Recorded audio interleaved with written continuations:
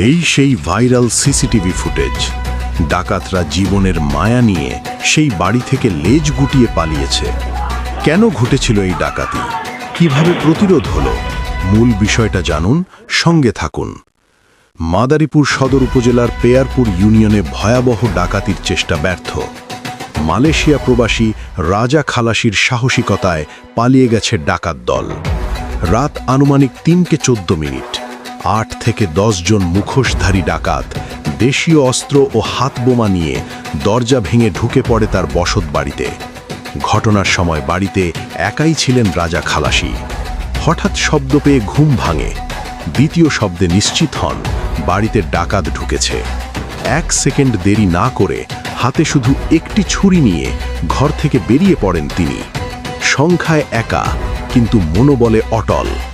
ঘরে ঢুকে পড়া 5-6 জন ডাকাতের উপর তিনি সরাসরি আক্রমণ চালান। দ্বিতীয় ও তৃতীয় কোপের আগেই ভয়ে ছত্রভঙ্গ হয়ে যায় ডাকাত দল। পালানোর সময় একাধিক হাত বোমা বিস্ফোরণ, এলাকা জুড়ে আতঙ্ক। ফেলে যায় রক্তের দাগ এবং একটি জুতো।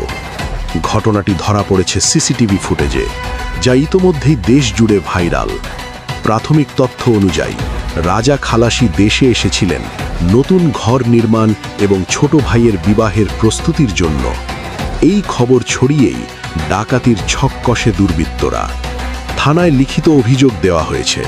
পুলিশ বলছে তদন্ত চলছে, অপরাধীদের শনাক্ত করা হবে। বার্তা পরিষ্কার: ভয় পেলে সর্বনাশ, প্রতিরোধ করলেই ডাকাত পালায়।